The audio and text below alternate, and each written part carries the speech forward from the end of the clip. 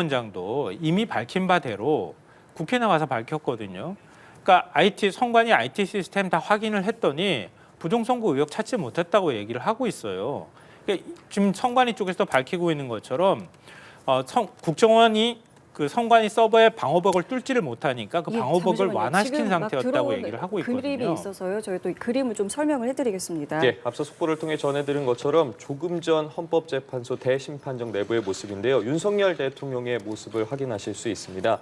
윤 대통령 헌재 대심판정의 입장에서 지금 보고 계시는 것처럼 피청구인석에 착석을 했습니다. 지금 보이는 화면은 윤석열 대통령 측의 대리인단의 모습, 윤곽금 배보윤 변호사의 모습도 보였고요. 윤 대통령 지난 출석 때와 마찬가지로 정장 차림의 붉은색 넥타이를 착용했습니다. 지금 전해지고 있는 속보에 따르면 헌법재판관들도 심판정에 입장을 마쳤고 변론이 시작이 됐습니다. 헌재에서는 증거 채택 여부를 먼저 논의한 후에 증인 신문을 이어갈 것으로 전해지고 있고요. 지금 현재는 비상계엄 언론 보도 등 증거 채택과 관련한 절차가 진행되고 있는 것으로 확인이 되고 있습니다. 예, 증인 신문이 10시 반부터 진행이 될 예정이었습니다. 조금 전 보여드렸던 김현태 단장에 대한 증인 신문부터 진행될 예정이었고, 지금 이 시각에는 전해드린 것처럼 이제 비상계엄 언론 보도와 관련해서 증거를 채택할지 여부를 먼저 논의한 뒤에 신문이 진행된다라고 하는데요. 어떤 부분들을 지금 좀 쟁점으로 보고 있을까요? 글쎄, 이제 우선 김현태 707 특임단장 같은 경우는 국회 본관 안에 직접 자신의 병력을 투입한 현장 지휘관, 거의 유일한 현장 지휘관 아닌가 싶어요. 그때 보면 국회 본회의장 건물, 본관 건물 유리창을 깨고 들어가지 않았습니까? 그쵸. 그게 이제 707 특임단이다. 제가 그렇게 알고 있고요. 그래서 어떤 이유, 어떤 경위, 어떤 명령 계통에 의해서 창문을 깨고 들어갔는지, 또 들어가서 여러 가지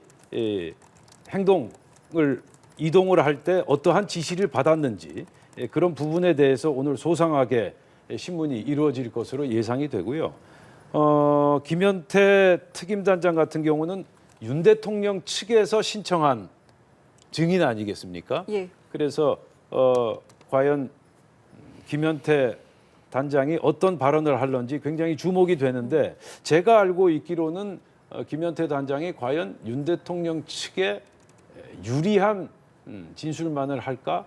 그 부분에 대해서 제가 확신이 서지 않고요. 왜냐하면 김현태 단장 같은 경우는 이제 지시를 받고서 창문을 깨고 국회 본관 건물 내로 진입했다 이렇게 발언하지 않았습니까?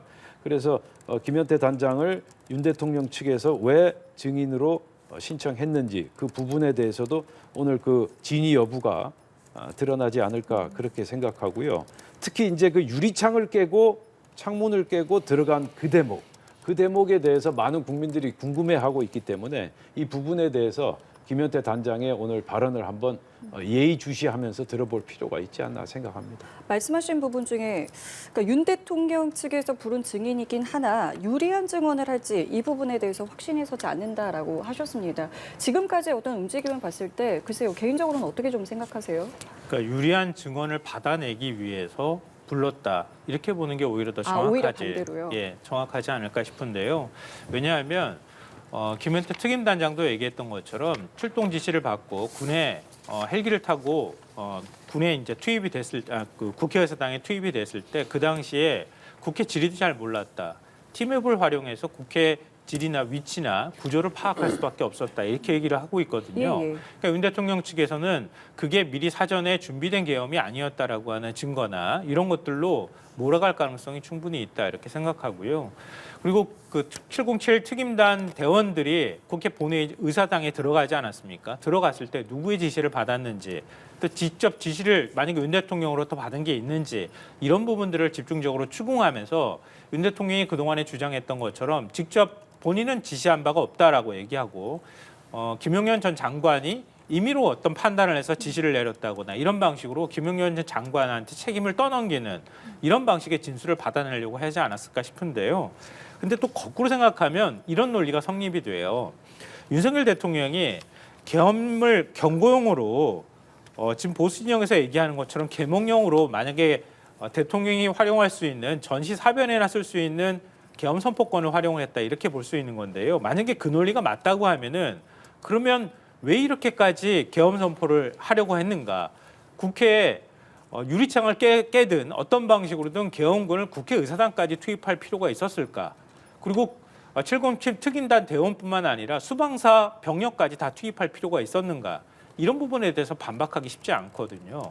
그리고 기존의 검찰 조사를 통해서 확인한 바가 있는 것처럼 사실상 계엄은 지난해 총선 전후로 해서 3, 4월경부터 윤석열 대통령이 비상조치가 필요하다라고 군 지휘관들을 불러서 얘기를 하기 시작했고 일부는 반대한 사람도 있었다고 얘기하지 않습니까? 그리고 그 김영전 전 장관 공소장 내용을 보면 11월 9일 날 사실상 군 지휘관들을 모아놓고 계엄을 선포하겠다고 한 의사를 밝힌 그 시점부터 구체적으로 계엄 준비가 들어갔다라고 검찰 공소장에 그렇게 기록이 돼 있거든요. 근데 그런 상황에서 707 특임단에 왜 그런 식으로 특임단에서 국회의사당 구조조차도 제대로 파악하지 않은 상태로 군을 투입할 수밖에 없었는가? 이게 앞뒤가 안 맞는 얘기가 되는 거란 말이에요.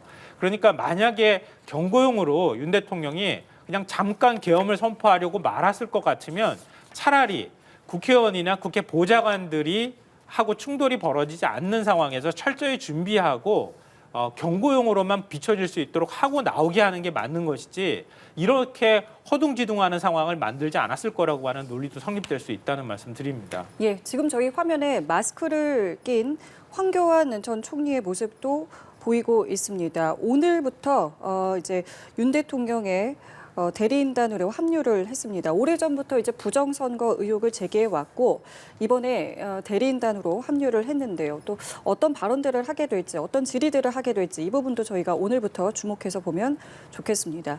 그 지금까지 이 어떤 증인들이 이제 4명이 나왔고 그 4명의 증인 신문을 저희가 지켜봤을 때 적극적으로 대답을 할 것 같다라고 했던 인물들 중에서도 뭐 굉장히 좀 소극적으로 답변을